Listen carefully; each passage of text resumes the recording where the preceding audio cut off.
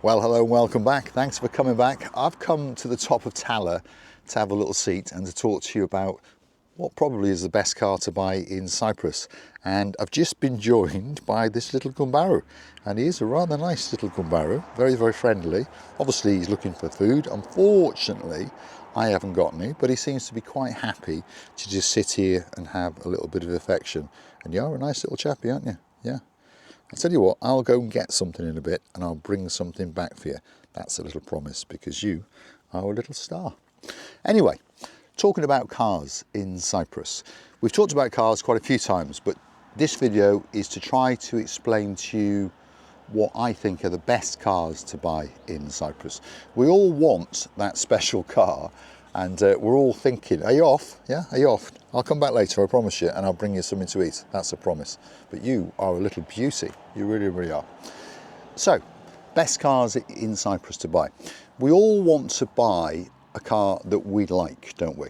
Perhaps in the UK, perhaps you're in Italy, Lord and Aldo, and you've got yourself a 5 Series BMW.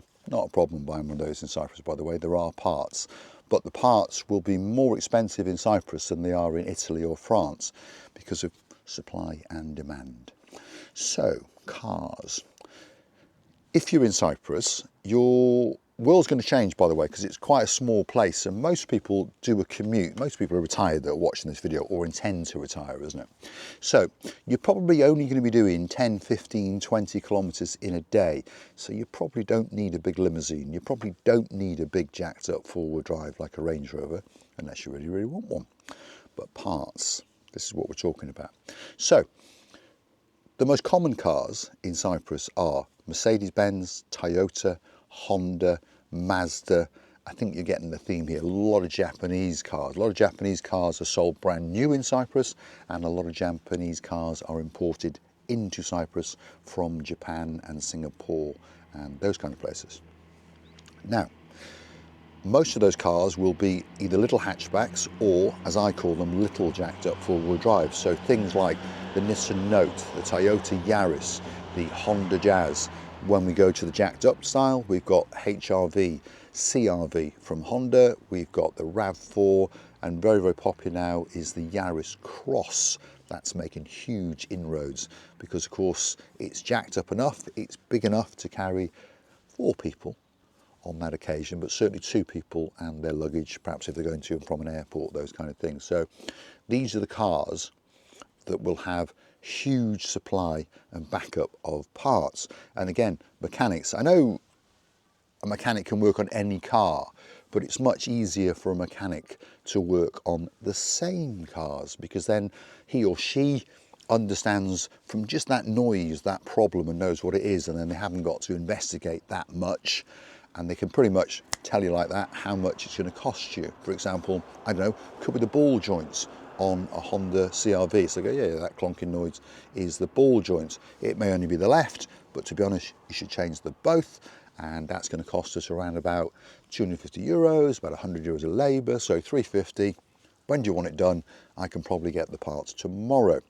Whereas if you were owning something like, let's say, a Hyundai Santa Fe, lovely car, same noises, same ball joints, probably going to cost you about 550 euros.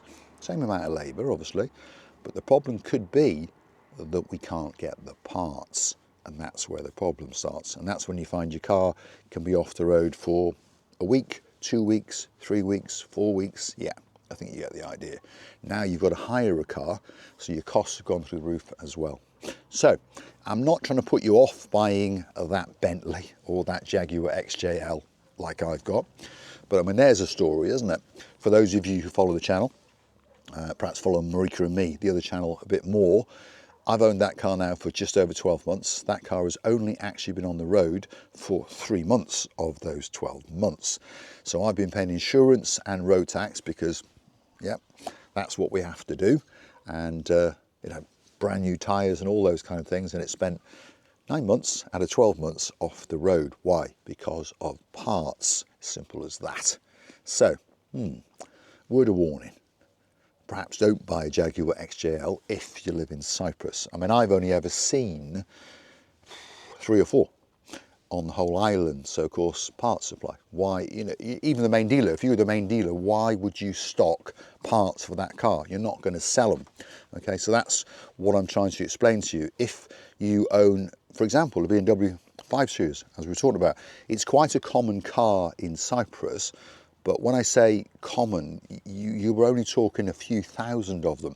Whereas if we go to the UK, go to Germany, go to France, they will have sold, I don't know, they probably sell 1,000 of them every single day. So therefore, even the main dealer, even peripheral dealers will keep parts for those cars, knowing, fingers crossed, that you're going to break down, they're going to sell those parts. But of course, even the main dealer in Cyprus would not be keeping parts that are a little bit off the radar. You know, they might not have shock absorbers. They might keep ball joints, maybe. They probably don't keep interior parts like little vent controls that break now and again. They don't keep those kind of parts because they're not going to sell them. So if you've got to get those parts, you've now got to go down the second-hand route. And again, they charge a lot because, of course, they're not going to sell them that much, or they've got that piece that they know someone's going to want, so they're going to charge a premium. If we're in the UK, Germany, France, Italy, of course, we can go onto eBay or go on any other search engine and find those parts and have them shipped to us like that, normally the same day. Not in Cyprus. It's a little bit cigar, as we say, which is slowly. So if you're going to buy a car that's very common on the road. So if you come out on holiday and you see, you know, loads of Nissan Notes, load of Nissan Qashqai is a very popular car, obviously. Loads of Honda HRVs, loads of Mercedes C-Class, loads of Mercedes E-Class. When you go to the S-Class, the parts start to go up again, because of course it's not that common of a car. My little cat has gone off on his walk, by the way. I think he's going down to the kiosk to get himself some biscuits, but I'll go and get him something, because the welcome he gave me when I got out of the car was unbelievable. And I know he wants food, but he followed me in, he sat here. He's a lovely cat, so we'll go and get him. I've seen him once before as well, by the way. So he obviously hangs out at the top of Taller, and you know, why not? Because we are at the amphitheatre at the top of Taller, and look at that for a view. We're looking down over, should we say, Kasoniga, and of course, just over there in the distance is the blue Mediterranean Sea. So what a great place for that cat to hang out. That's what I'm going to say. So I'll go down the kiosk in a bit and I'll get him some Dreamies, that's what I'll do. And I'll give him a few of them and take the rest of them home for our little cat, Princess TC. So hopefully Sir David is watching. He likes to watch the car videos, and his little car that I bought of him is going well. And I think I'm going to sell it to a lady. We loaned it to her for a couple of days while we were doing her car, and she loves it, and she's waiting for some money to come in, and she says she wants to buy it, and then I'll be taking her old Toyota RAV4 in part exchange, if that deal works, shall we say. Or I might keep it, who knows, but great car. So talking about cars, there's a car that's very, very reliable, practical, reasonably priced, cheap to run, and that is a Daihatsu Bigo. Now in the UK that's called a Terios. Rest of Europe, I think they did the Bigo, they did the Terios, and then of course in Japan, same car, they did the Toyota Camry. So you've got Toyota Camry, Daihatsu Bigo, Daihatsu Terios, and you've also got a Canobla, I think that's how you say it, version of it as well. That one's not got quite as good an engine, not so reliable, but that's a reliable car. Very practical, little jacked up four-wheel drive, ran from, well, the second generation ran from what, 2006 all the way up to about 2014, 2050. So it's a lot of them driving around Cyprus because it's cheap to run. So a lot of them are used as holiday cars, you see, so you want to keep your costs down, don't you? So the road tax on one of those is about €100, does about, in English money, about 30-ish miles to the gallon. So what's that, about 9 litres per 100 kilometres or somewhere around there. Doesn't go wrong very often because it is a Toyota and it's got a proper gearbox, not got a CVT gearbox. Practical car, carries 4 people, 2 or 3 suitcases, and I mean that, in the back it does indeed, and all the seats fold down. You've seen a review of that on a previous video. So very practical car for Cyprus, great holiday car and a great car if you're coming out for 2 or 3 months at a time. So cheap, practical, easy to park, jacked up, and it's actually even got proper four-wheel drive. It's got a diff lock on it as well, so that's a good car. And you can buy one of those probably in good condition for around about 6-ish thousand euros, like a 07, 08 in good condition. And a lot of them tend to have been just knocking around Paphos, or, as I've just said about Sir David's, a lot of them just parked up for months at a time, waiting for them to come out for their holiday. And that's a commonality of a lot of cars in Cyprus. You find a lot of cars have got quite low mileages that have not been wound back, shall we say. They've just been owned by an expat, perhaps British, perhaps French, perhaps German, who knows. But they only use it as a holiday car. And then now and again they decide, you know what, I'll go and treat myself to either a brand new car or a new second-hand car. So these cars come back on the market. And I think most people who buy one of those cars get a very, very good car indeed, like in the case of the one I'm talking about. Almost immaculate inside, a little bit of sun damage on the roof, common in Cyprus. Mechanically perfect, tyres perfect, wheels perfect, no real bodywork damage. So quite a well looked after car, shall we say. Well, fingers crossed. And we've even got 3 keys, which is a good sign, isn't it? Because often on second-hand cars, you only end up with 1 key, which is not so good. Well, not so good for you or me, because then I have to go and buy another key because you want 2 keys. But anyway, I've got 3 on this car, which is one of the things that a lady called Jean liked, which was good. So fingers crossed. That car will be going to its next owner soon. And Mr. Paul makes a couple of bob, because Mr. Paul does need to make quite a few couple of bobs at the moment, because for those of you who follow the other channel, Marika and me, you know that we have taken the leap of a panther and decided to open the Marika and me lounge bar. So we need an awful lot of money to refurbish it, obviously, and to keep it going. Anyway, back to cars. So what are the best cars to buy if you're coming to Cyprus, perhaps as a holiday car or perhaps as an expat coming here? I would say, I would give you 3 choices. That's what I would say. These are the cars you want to look for. I think if you've got a budget, isn't it? 5, 6, 7,000 euros, somewhere around there, or even a little bit less in some cases. I think if you want a little run around, you should buy a Nissan Note, a Honda Jazz, or a Toyota Yaris.